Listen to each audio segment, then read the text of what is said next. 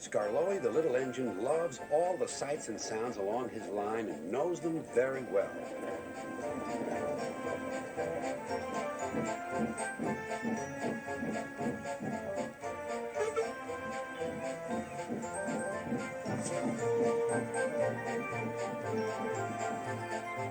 One morning, soon after he returned from being mended, he was enjoying his journey more than ever before. Along the way, he met Rusty. "You know," he said, "if I couldn't see these familiar faces and places, I'd think I was on a different railway. You've done wonders with these rails." Rusty laughed. "I'm glad you're pleased. Manager said, let's mend the track so well that he won't know where he is. And we did. And you didn't, if you take my meaning." Skarloey liked this hard-working diesel. "There's still one bad bit," warned Rusty, "just before the first station. An engine might come off there, particularly Duncan. He will rock and roll along the line. Look at him right now. I hope he doesn't hurt his passengers." "What's that about me? I'm a plain engine, and I believe in plain speaking. Speak up." Rusty warned Duncan about the bad bit of rail. "Huh. I know my way about. I don't need smelly diesels to tell me what to do." Rusty felt hurt. Duncan banged about the yard. Then he clattered crossly to the station. James was already there, waiting for him. "You're late," he snapped.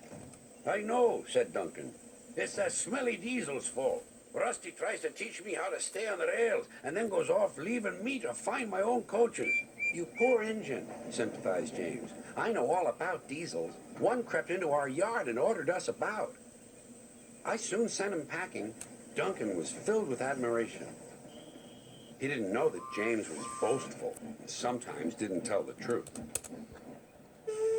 "Send Rusty packing! Send Rusty packing!" snorted Duncan. He climbed the hill furiously. "Well done, boy," encouraged his driver. "Keep it up." Soon they were near the first station. Duncan was pleased. "Nothing's happened. Nothing's happened, silly old diesel. Clever me." And he rocked and rolled along the line.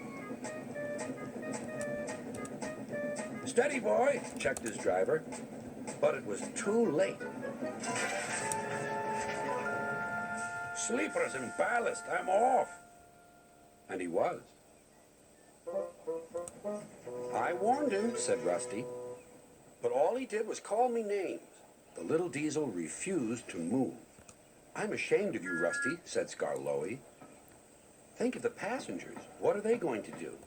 "Oh, I'd forgotten them. Yes, of course. We must help the passengers." And Rusty roared into life.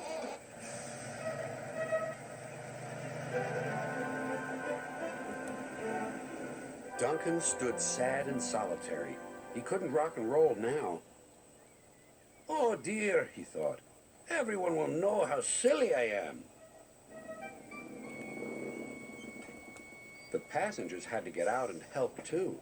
They weren't very pleased about that, but worked as hard as they could.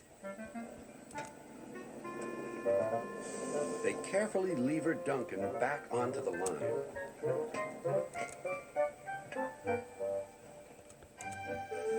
After that, Duncan was extra careful all day.